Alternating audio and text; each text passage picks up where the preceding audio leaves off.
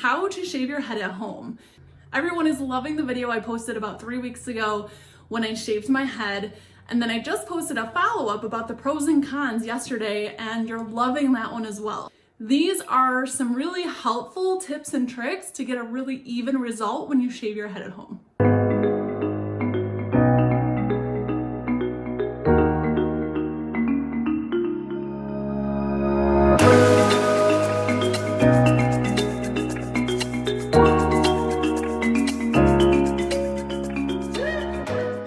If you have a ponytail, if you have length and you have a ponytail, you're gonna want, if you have any length that's, I don't know, about this long or longer, you wanna make multiple ponytails around your head, like one on each side, one on the top, and then one in the back. Because especially if you are donating your hair after you shave it, if you are donating the length, you get the most length when you make multiple ponytails around your head versus if you just pulled it all in one spot. If you did that and then you cut, you're actually you're missing a lot of the length that you could be donating here and here and here and here, okay? So take multiple ponytails, take one here, one on each side, and one on the top.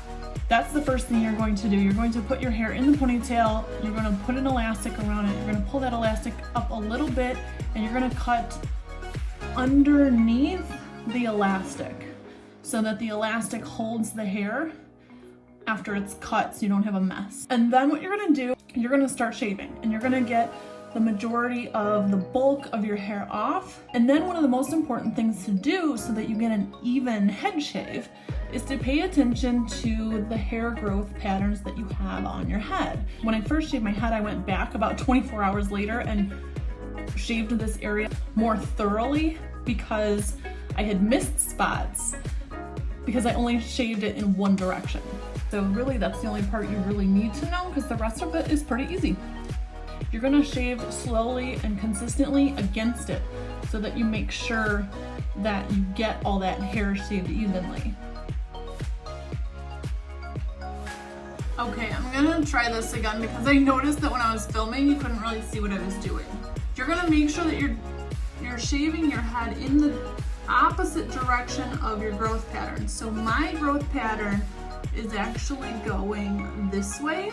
And if I were just to shave my head this way, I really wouldn't take off all the length in there and it would result in a really uneven shave because you would just notice that this is longer still. So you have to go in the opposite direction of the growth patterns when you're shaving your head like this.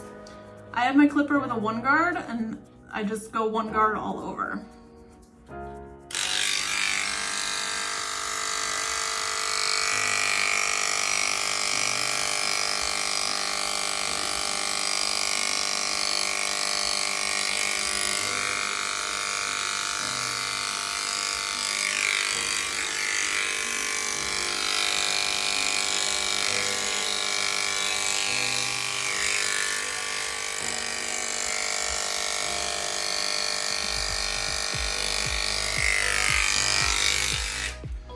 Now this is a little hard to film because I do have the 3-way mirrors pulled out here.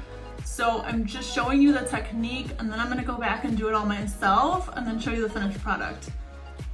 Down here in your nape area is where you really wanna pay attention to the direction of your hair as well. So when you push and you feel down there, you push the hair around, wherever you feel it, if I go this way, if I go like this on my hair, down here, it feels very smooth. That means that's the direction it's growing in.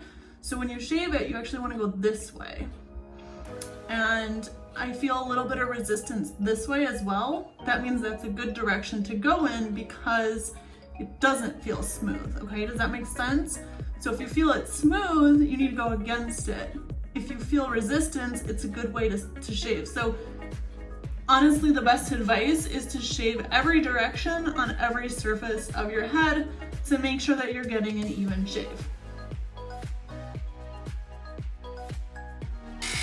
Don't be afraid to move your ear out of the way, however you have to do it.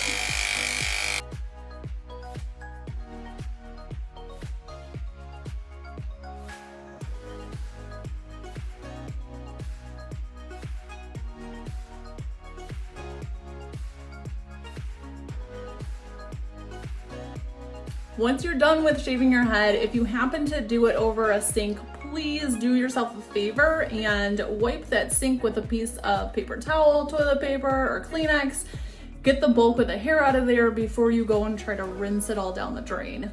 Do not rinse all that hair down the drain. The last step that you're gonna take is to go back, if you want, on the very nape of your neck, just to blend it up a little. You can take the guard off, but make sure that the blade is up so that there's a little bit of room, and be real careful to blend that bottom part in. So my blade is up. There's a space between the ends of the blades, which means there's some room for it to just have a little bit of hair left.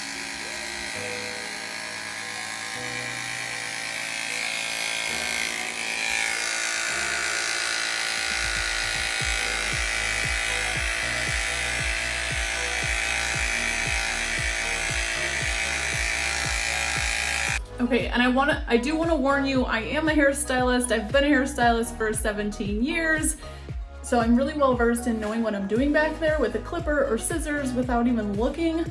So please use the help of a three-way mirror or multiple mirrors around you to be able to go slower and do that carefully, especially in the back of your neck.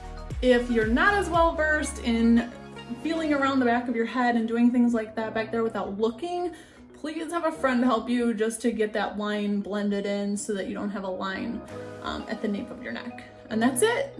It's actually really simple as long as you know those few tips and tricks that can help you shave your head at home.